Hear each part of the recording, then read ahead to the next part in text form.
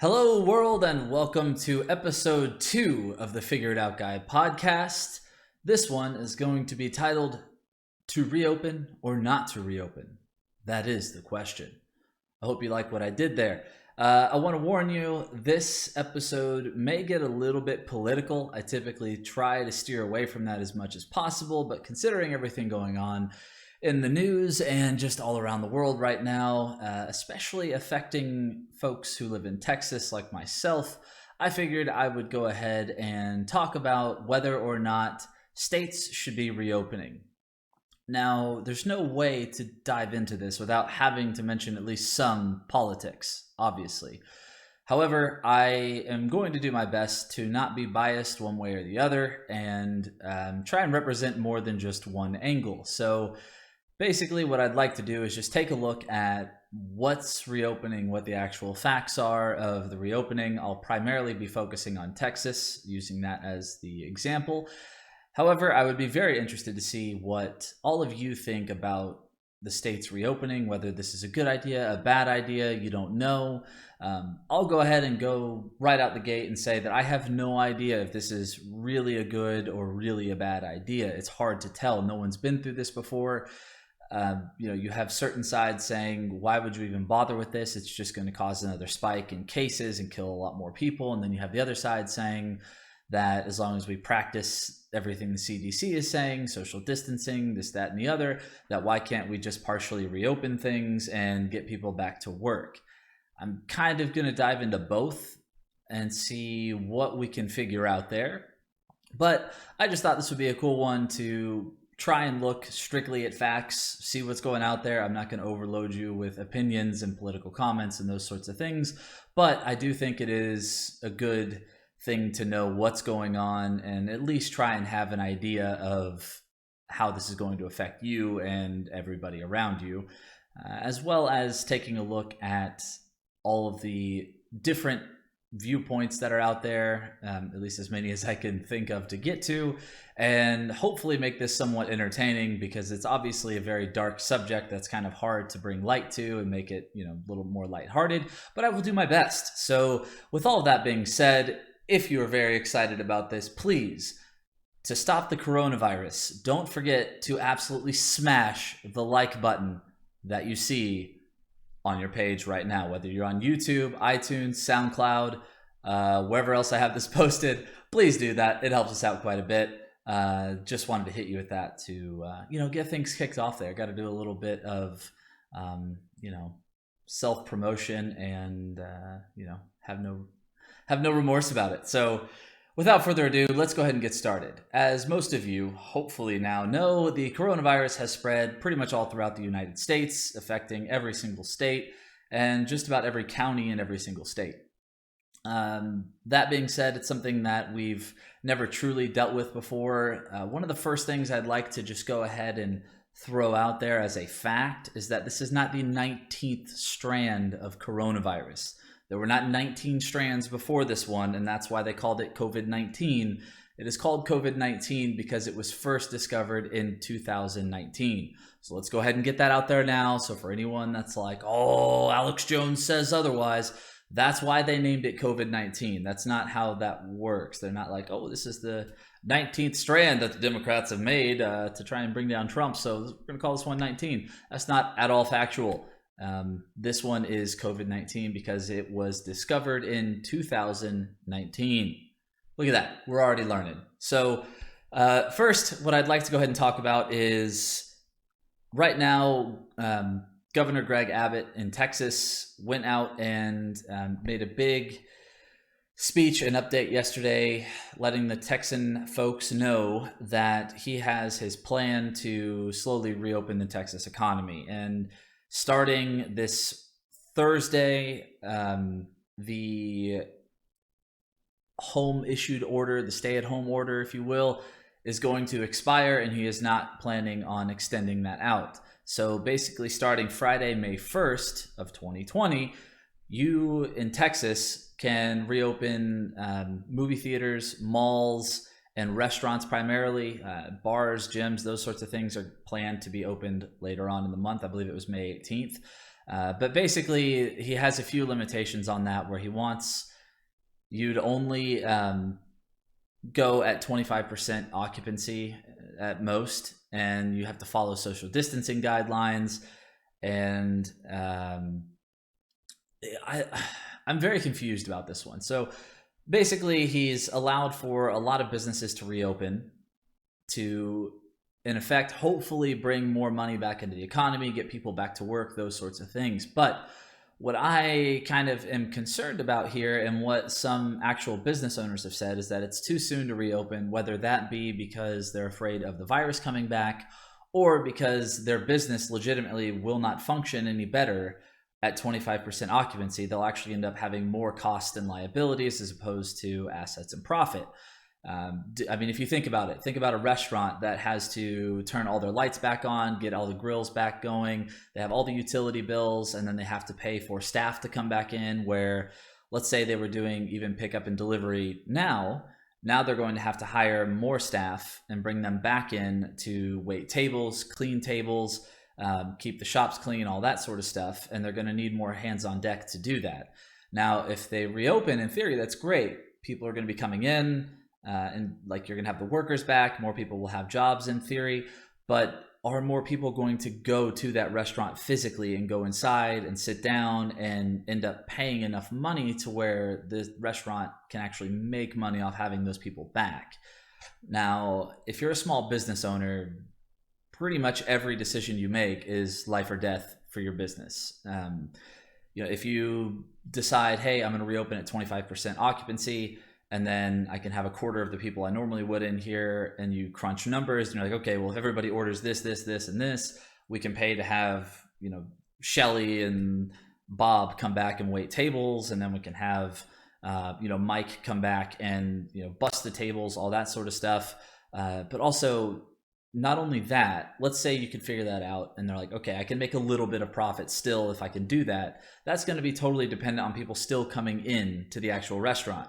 Now, if nothing changes and nobody decides to show up because of fear, and nobody comes into the restaurant or into the movie theater or anything like that, and you're not having enough traffic coming in there to generate profit, you're still going to have to pay for having those extra workers there and those utilities on and everything else that comes into play. So I don't know. This is an experiment. I guess we'll see how it goes. I'm hoping, just like everybody else, that this doesn't lead to another spike in cases. It's hard to see how it wouldn't. Really, the only thing I could think of is that people just aren't going to go out. The businesses can reopen, but everyone's going to stick to delivery, pickup, that stuff, and not actually go into places. I have no idea. But it turns out that retail shopping for clothes and things like that, some people think is much more important than the safety of everybody around them. Also, one thing that I'm very skeptical of is, how are you going to actually implement CDC restricted like quarantine and social distancing, and how are you going to do that in a restaurant? I mean, you have a server who, even if they have gloves, they're not going to wear a hazmat suit. Short of a full hazmat suit, it's still very easy for someone to transmit things around, germs, whatever. Even if you're wearing gloves and a cloth mask, it's still very possible for things to get in that mask or go out of that mask. Now, it helps reduce it, but it's not like 100% guaranteed. So what happens when you have these people in a restaurant trying to serve people? I guess they're going to have to get right up on them, just as a waiter normally does, or a waitress, and they're going to have to give you the food. They're not going to, although there are some really funny videos out there, people just throwing dishes at empty tables and glasses breaking everywhere. That's always funny. But I don't know how that's going to be pulled off in retrospect. I have no idea how they're going to pull that off. I don't think it's possible. People make mistakes. The chef gets an itchy nose for whatever reason, goes like this, pulls down his mask a little bit, breathes on something. Like, who knows? Anything is possible, but I get it. Don't want to be, too much of a doomsday person there, and why not try it? Okay, at the end of the day, I think a lot of it will come down to each individual's choice as to whether they want to go into a restaurant or not, or a movie theater, or whatever it may be. Now, the workers, another big thing that a lot of people are not thinking about here is, if you are a worker and you are told you either have to come in and wait tables or you do not have a job, and you go in and you get coronavirus and you get sick, or God forbid you go home with it and one of your kids gets sick, or a grandparent or a relative or somebody, and then they die from it, that is going to open a lot of liability for these companies to get sued.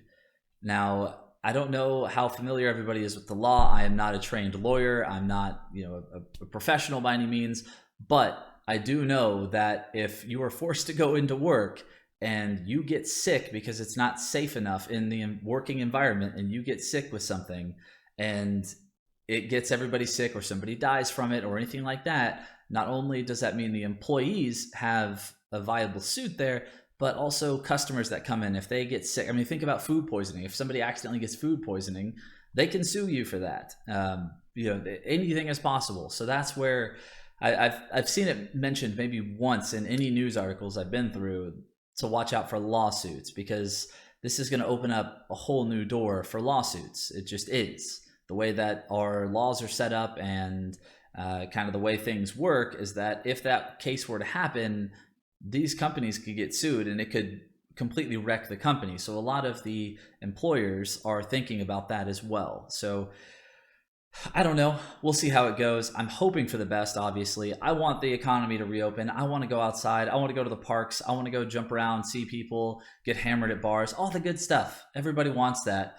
But it's just, is it wise to do? And that's where you got to juggle the people want their jobs back and other people don't want to get sick. And it's an impossible one to know, to be honest with you. So that pretty much goes over what we're doing here in Texas. Basically, everything will be, everything within the categories, for the most part, it's restaurants and movie theaters and malls. Those sorts of things can open with limited capacity. They have to follow social distancing rules and clean a lot and those sorts of things. We'll see how it goes, I guess. That starts Friday, so it'll be interesting to see if there's a spike 4 days from Friday of coronavirus cases, because as you should know by now, typically you can go asymptomatic, meaning that you do not show symptoms and you feel perfectly fine while you have coronavirus, and can spread it for up to 4 days before you start to notice any sort of symptoms. Some people don't even have symptoms and they just walk around with it, and you just spread it to people and you have no idea. So that's why this gets a little tricky and dangerous. Next, I'd like to go ahead and jump into, let me go ahead and open this bad boy up if I could see my damn computer. Okay, so let's show a little bit of data here. Cool. So this is just a Google News updated. I believe they update this every 30 minutes, but it kind of goes off of the previous day's data, I believe is how they do that. So currently in the United States, there are 1,010,277 confirmed cases of coronavirus. We have gone over 1 million. 113,000 of those, almost 114,000 of those have recovered, and there have been 56,664 deaths in the United States due to coronavirus. Let me repeat that. 56,634 deaths in the United States alone due to coronavirus. There's a lot of people that say, oh, the flu kills more than that annually. Well, this has been 2 months. And it started out with a lot of those same people saying that, thinking this was just a complete hoax and it doesn't matter. But one thing I really wanted to point out here is it's basic human nature for people to not want to be fearful of something they don't understand. So if you're not directly affected by coronavirus, if you're not sick from it, or somebody you know has gotten sick from it, a lot of people kind of think, well, it's out there, but why are we doing all this? It doesn't really matter. But I guarantee if you ask people in New York who work in hospitals or have had family members die or anything like that, they will tell you that they are very fearful of the coronavirus and that this is something we should really take seriously. So again, it's all about going from different viewpoints, different angles, and trying to see how everybody sees things before you pass judgment. This is data. This is factual data. Just showing you this so that you get an idea of kind of where we're at before we jump into Texas. So next, I would like to go ahead and jump into Texas. All right. So this is from the Texas Health and Human Services Department. This is government data directly from the government. This is not something that I just picked up somewhere. This is fresh data directly from the government, as you can see in the bottom right-hand corner, which you can't really see right now. Let me move out of the way real quick. Last updated April 27th, 2020 at 12:10 p.m. So just so we're all on the same page, got to show dates and stuff, so all the conspiracy theorists don't think that I'm out here showing fake data. Here's all the stats. Since this began, we've had a total of 290,517 tests for coronavirus completed. That is an extremely low number. Now, if you think about it, there's millions of people in Texas alone, millions upon millions of people in Texas alone, and we have been able to test 290,517. So a little low on the testing in there. We've had 663 people die in Texas alone from coronavirus, and a total reported cases of 25,297. So for those of you that are just listening, the reason I'm obviously calling out all the data and everything that we're visually looking at on YouTube is I want you to know exactly what we're looking at and those sorts of things. Basically, it's just a map of Texas divided into all the counties and kind of the case numbers in each county. Next thing I'd like to look at is the trends. So this is something that should really catch your attention. So right now we're looking at the trends in Texas given, it's basically a chart that is given by the Texas Health and Human Services Department. What you can see here is that the line in this graph is going up, not down. It's not flattening. It's not, going into reverse and going down. It is going up, up, up, up, up. What the CDC recommended from the beginning is that nothing should reopen until this has started going down consistently. Now, there, I believe, was a drop in cases, new cases per day over the last 2 days. Over the last 48 hours, there's been a drop in cases, I believe. Now, this chart, you can kind of see it up here at the top, where it has April 26th, cumulative fatalities were 648. April 27th, it was 663.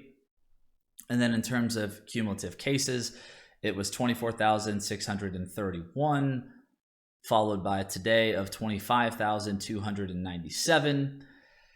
Now, this one is kind of hard because it's going to go, this is not going to flatten out. Let me make sure to point that out very clearly. This is cumulative cases. It's showing trends of totals. So this isn't just new day statistics. So it's not going to just, basically it's not going to just show a flattening. Even if there was a drop in cases over the last 2 days, it's not going to show that yet because it's still technically climbing the total number of cumulative cases. So please take that into consideration here. Basically, what I'm saying is that there could be a drop in cases over the last 48 hours, and this line graph is not going to show that. It's only going to show the uptick in cases. So this is something that you really need to consider. So a month ago, in March 24th, there were 712 total cases in Texas. 1 month ago, and okay, a couple days. Now we are up to 25,297 as of yesterday.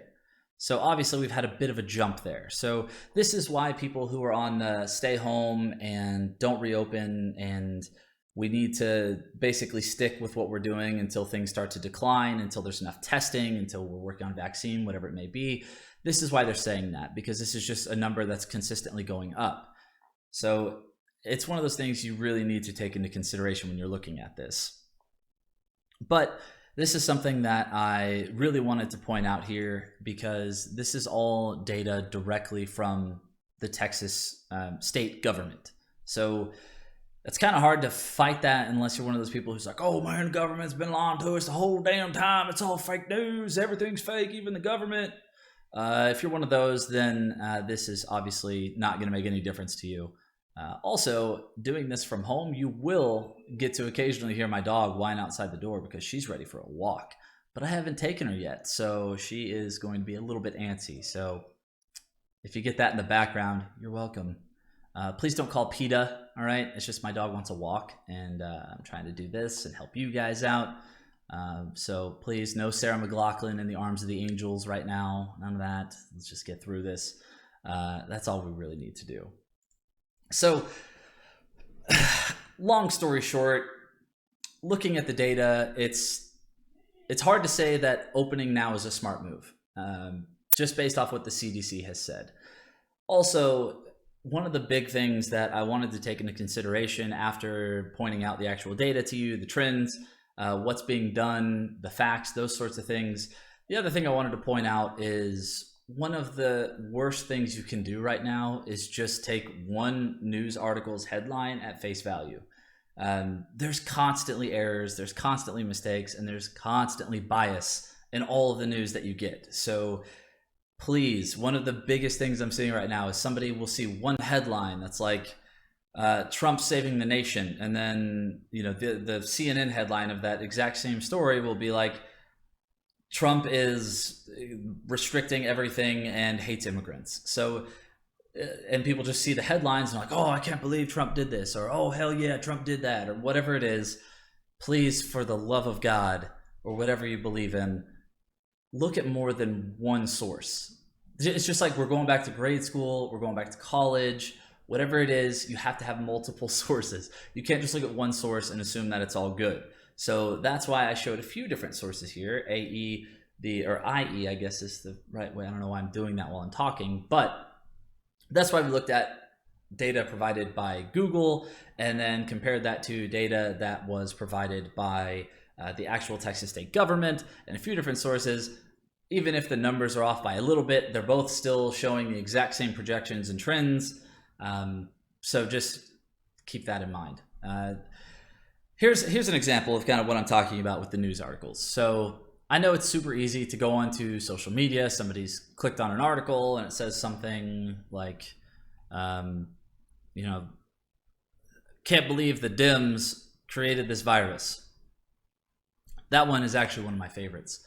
There is no evidence whatsoever to support that this was a man-made virus, nor was it Joe Biden in a lab, although that would be really funny to see him in full PPE and trying to be a scientist.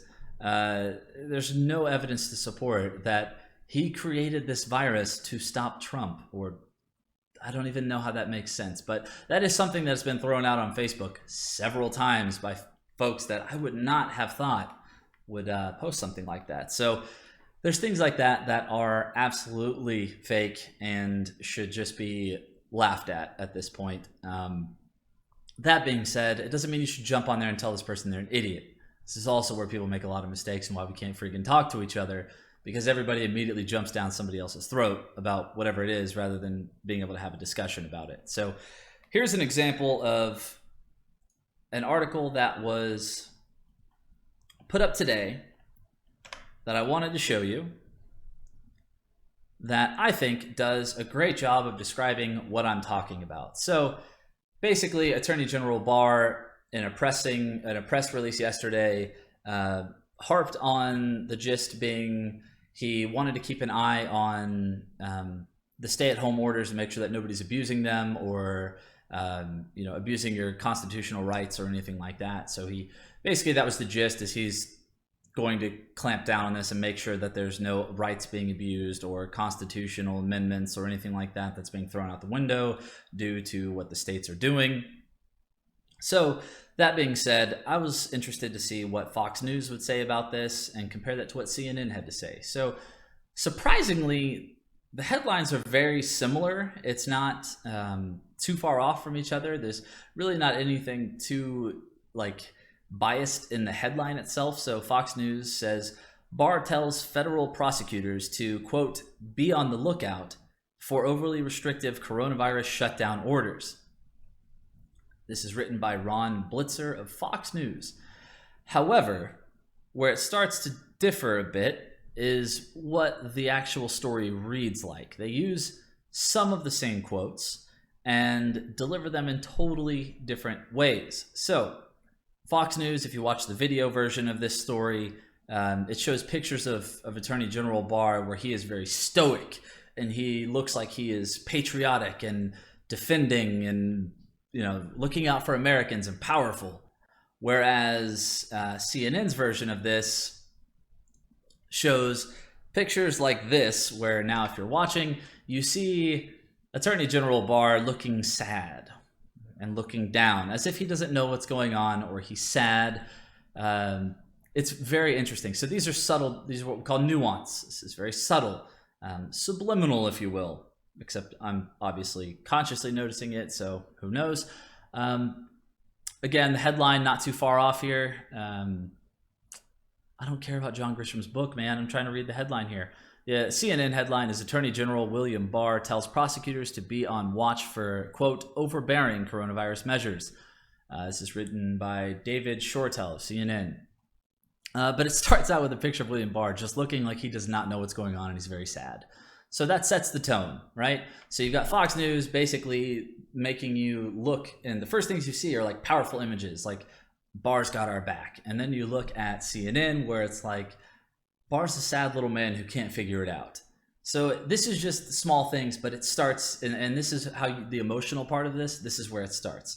So as you read through this, they use the exact same quote here where Barr said, quote, if a state or local ordinance crosses the line from an appropriate exercise of authority to stop the spread of COVID-19 into an overbearing infringement of constitutional and statutory protections, the Department of Justice may have an obligation to address that overreach in federal court.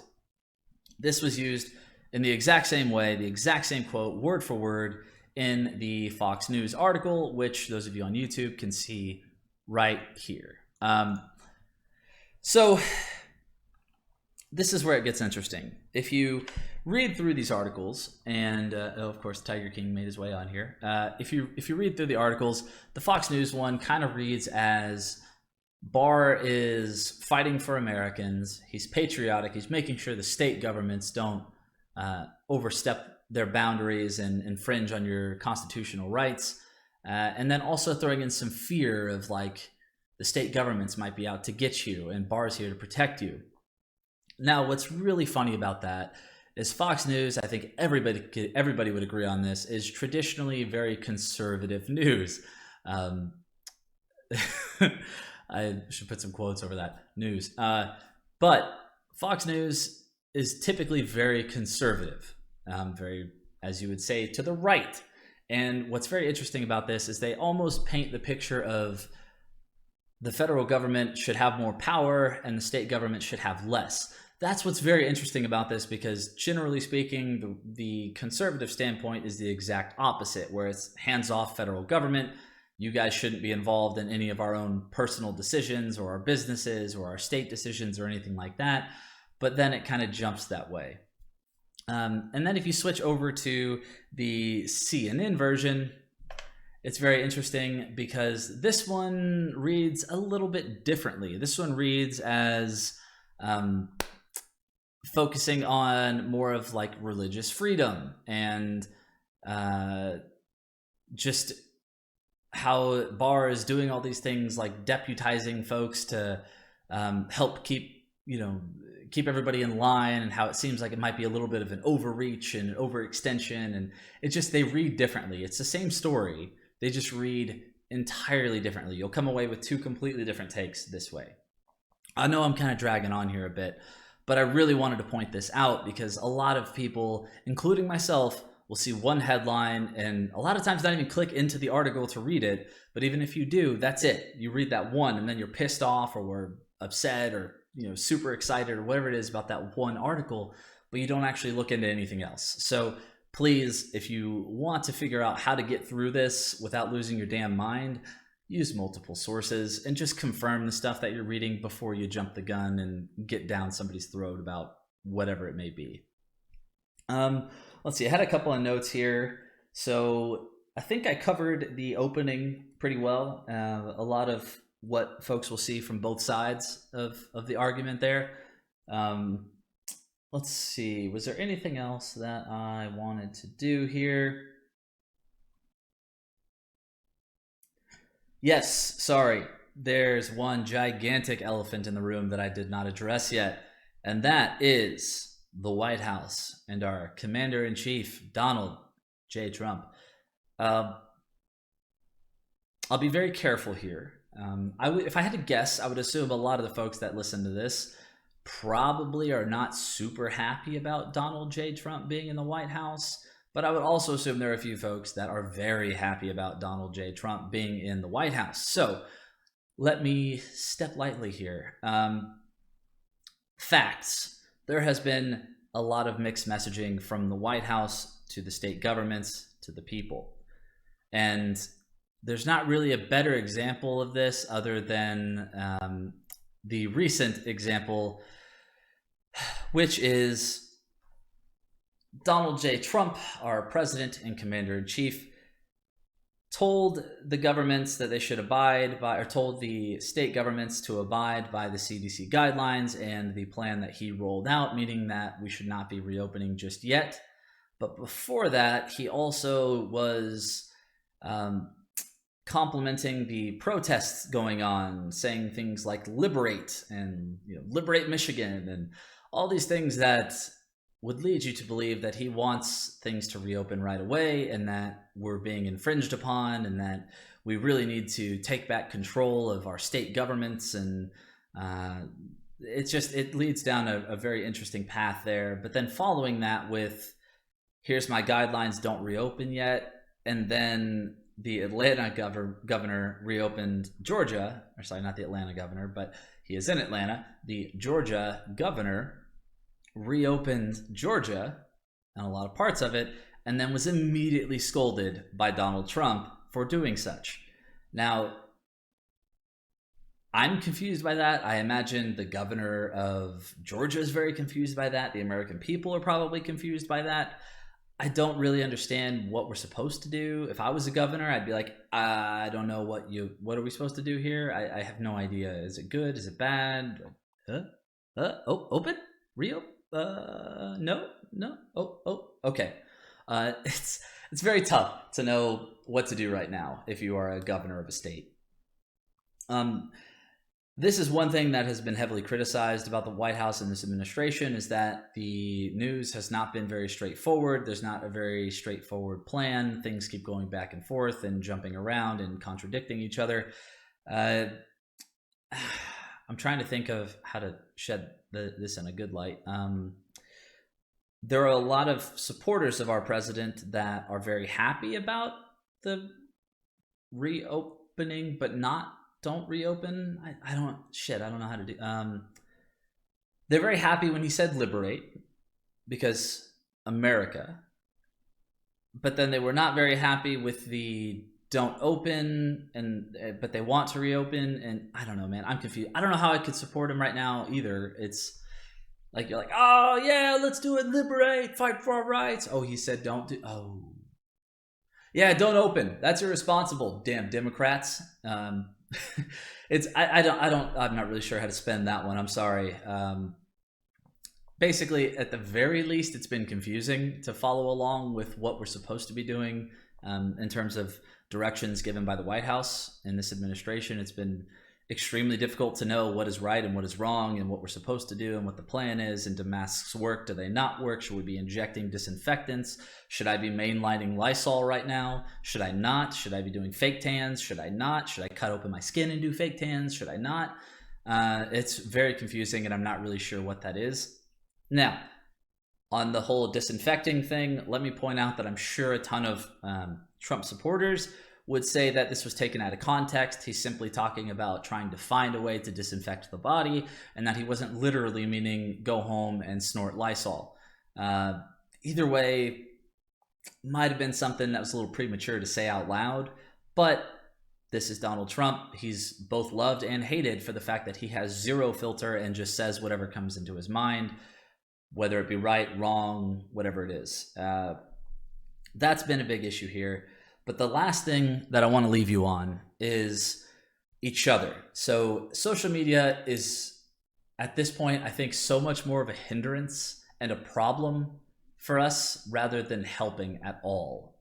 If anything, Zoom maybe should have a halo around it because it's just meetings, so it's not as bad as Facebook and Instagram and Twitter, where people are posting just nonsensical articles that they didn't read. And oh man, it's gotten rough. Let me be very clear here that I am not a supporter of Donald Trump, but I'm also not a huge fan of Joe Biden, considering these are probably going to be the two that head off to be our next president. In my opinion, being the president is almost an impossible job.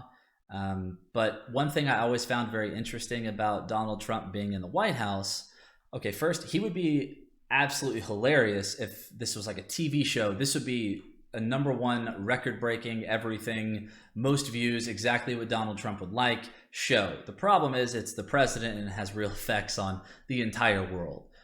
He is the most powerful person in the world. Some would argue maybe Putin is, but for argument's sake, Donald Trump is the most powerful person in the world, and he says things like injecting disinfectant into your body. Bit rough to work your way around that. I'm trying to spin it, Don, but I'm having kind of a hard time. Basically, when you're on social media and you see one of those articles and it immediately pisses you off and you immediately want to like comment on it, like, you don't know what the hell you're talking about, you're an idiot, this is all fake news, the Democrats did it, the liberals did it, the conservatives are all racist assholes, whatever thought comes through your head, don't do it. Take a deep breath, look maybe at the article, maybe try and find another source for whatever this person posted, and then see what you feel after that. If you're still upset about it, still just don't comment. This is what's so bad. There's a saying in social media and pretty much on the internet as a whole, and it's don't feed the trolls. A troll, someone who just wants to entice emotions out of you and post things that may be completely nonsensical, unfactual, and just ridiculous because they want to get a rise out of somebody and they want to get that comment feed just lighting up with people arguing about things. Don't do this, okay? Everybody can see what you post there. So when I see articles from the Texas Facebook page, which has a gigantic following, and there's basically the guy decided to get a little political. Normally he's not too much, but he did a live stream when he was in Houston and just talked about how wearing a mask were amending, or were infringing on our constitutional rights and fight for Texas and yeehaw and all that stuff. And then there were arguments in that chat where it was like somebody who had a name that wasn't John Smith, if you catch my vibe, posted something about how this wasn't infringing on constitutional rights and it's okay to have to wear a mask to save your fellow man, whatever. And then it got into, you're not from this country, but that person was born here. And it just got real slippery real quick. Okay. Don't do that. I know it's so much fun to jump in there and feel like you're right and you're fighting for something, but you're not. It's on social media. It's not doing anybody any good. Just maybe talk to them. And if it's something that's as silly as the Democrats made this man-made virus and God's the only thing that will save us from this, and there's no way that anything else will ever help, and this was all just a thing that Biden put together, and he created this virus on his own and spread it throughout China first and then brought it over to the States just to bring down Donald J. Trump because Donald J. Trump is our savior. That is just about as great as Alex Jones saying that what was it, the frogs in the subways are what's making people gay or something along those lines, or that school shootings are a hoax and all that. Like, come on now. If you see something like that that's so ridiculous and so insane that it doesn't even register properly with your brain, I would say just ignore that one. Just ignore it. That's it. But what you don't want to do is delete these people necessarily from your lives, because then you don't know how other people think.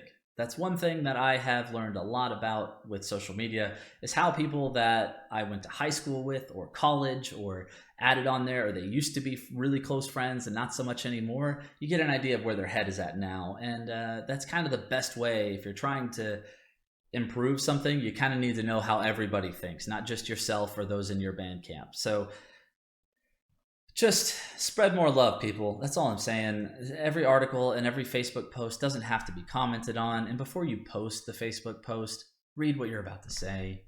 And the copy and paste thing, holy shit. I could go on a rant for hours on this. The whole copy and pasted from a friend, and then it's just garbage. You know, it's so rough. Even it's hard for me because I hit the comment button. I'm like, oh, I know how to defeat this so easily, and then I have to back up and be like, all right, this is stupid, a waste of my time, and where's this actually going to lead to? Literally nowhere. Uh, Everything you post on social media can be found by employers, future employers, family, friends, everything. It's not just you and that person, okay? So just remember these things and try to not freaking jump down each other's throat. Not every conservative who likes Donald J. Trump is a racist, redneck asshole who's an idiot and doesn't care about anybody but themselves. And not every person who's a Democrat or cared about Sanders or Biden is somebody that is weak and soft and not patriotic and a communist and doesn't know what it's like to live a hard life. Okay, that's not how that works. Try talking to each other. Try spreading a little bit more love. For God's sakes, please spread a little bit more factual information. That'd be great. After all, we are all in this, and I promise you, those of you who are like the coronavirus is a hoax, if it ever affects you, and I hope it doesn't, I hope you can sit there the whole time and say this thing's a hoax and never even got to anyone I knew. This was all bullshit. I hope that's what happens. But if it does get to you, then I think you would understand why everybody is trying to do these things. And on the other side, if you still have a job and you were talking about how we shouldn't reopen anything and everything's great, and let's say you have money and you're not worried about bills, you got to understand these people can't provide for their families. They have kids that can't eat, that they're trying to find food for them. They can't go out. They're trying to work. They can't go anywhere to work. They lost their jobs, falling behind in mortgages. They're going to lose their house. They're losing their cars. They're losing everything they have. And they just want a way out of that, and they want to work for it. So it's not like they just want a free ride. They want to work for it. So you got to understand that's why this is so difficult, because it's not just us against them against us. It's everybody together needs to work together to try and figure this thing out. And we have to try things to figure it out. Now, do I think that reopening everything right now is great? No, I don't at all. But I'm very glad to see that at least Governor Abbott is doing it in small. He's forcing occupancies. He's forcing limited occupancies. He's trying to force social distancing. Something. I mean, you got to do something. Like all those people that are in the band camp of I have no money, my kids aren't eating, I'm losing my house, my job, everything. You know, the people that put all of their livelihood into a small restaurant business and now it's all gone.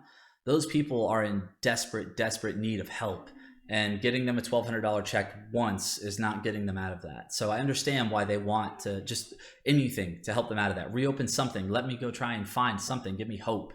I get that. So guys, take everything in from all points of view if you can. Think about how we're all people in this trying to get through it together. And hopefully some of the information I passed along in here will help shed a little bit of light. So for those of you that were diehard one way or the other, hopefully this might bring you a little bit more towards the middle and trying to see things from other perspectives. So with all that being said, I hope you guys stay healthy. I hope everything stays great for you, and I hope we get out of this soon. And if you liked the video, if you like what I'm putting out there, please let me know in the comments below of things that what your opinion is, what you think should happen, what you think shouldn't happen, things I was right or wrong on, whatever it is. Let me know what you think about it. And please, if you don't mind, just absolutely smash that like button, just like Donald Trump is going to smash this virus with disinfectants. On that note, stay safe, stay healthy, love you all, and I will see you next week for episode 3. And I'm out.